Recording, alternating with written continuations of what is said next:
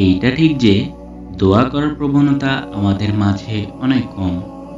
জীবনের অনেক জটিল কঠিন সময়গুলোতেও আমরা আল্লাহর কাছে কেঁদে কুটে ফরিয়াদ করতে পারি না।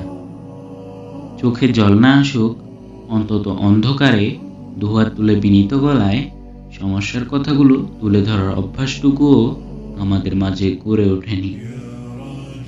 ভাবছেন কিভাবে আল্লাহর কাছে দোয়া করার অভ্যাস করা যায়? তাই তো আপনাকে একটা কৌশল শিখিয়ে দিতে পারি।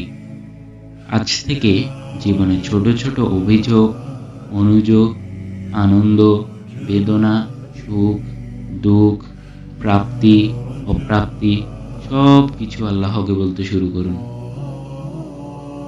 দোকানে গেলেন এবং দোকানদার আপনার সাথে কর্কশ ভাষায় কথা বলেছে, দোকান থেকে ফিরতে ফিরতে আল্লাহকে বলুন, হে আল্লাহ, দোকানি আমার সাথে কর্কশ ভাষায় কথা বলেছে, আমার কষ্ট লেগেছে, কিন্তু আমি ধৈর্য ধরেছি, তার সাথে আমি খারাপ আচরণ করিনি। এর প্রতিদান কি আপনি আমাকে দেবেন না? অবশ্যই দেবেন। আপনি তো কোনো ভালো কাজকে বিনিময়হীন রাখেন না। আমি আপনার কাছে উত্তম বিনিময়ের আশায় ধৈর্য ধরে থাকলাম। বাসে হেল্পার আপনার সাথে অহেতুক বাগবিতণ্ডায় জড়াতে চেয়েছে, শান্ত হয়ে সিটে বসুন এবং মনে মনে বলুন, হে আমার রব, আপনি তো জানেন আমার কোনো দোষ ছিল না এই ঘটনায়, তাও এই লোক আমাকে দোষী বানাতে চাইল এবং আমার সাথে তর্ক জুড়ে দিল। আমি জানি আমি সঠিক ছিলাম, তাও আমি তার সাথে তর্কে জড়াইনি।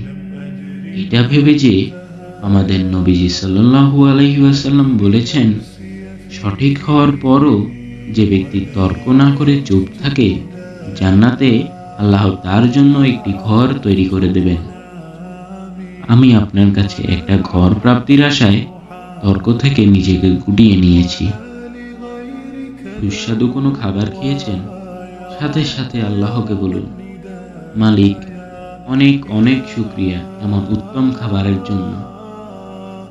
তবে জান্নাতের উত্তম খাবার খাওয়ার জন্য সবসময় উদগ্রীব হয়ে থাকি, সেটা থেকে আমাকে বঞ্চিত করবেন না দয়া করে। এভাবে ছোট ছোট ব্যাপারগুলোতে আল্লাহর সাথে কথা বলতে শিখুন। দেখবেন এই অভ্যাস বড় বড় ব্যাপারগুলোতেও আপনাকে তার কাছে টেনে নিয়ে যাবে।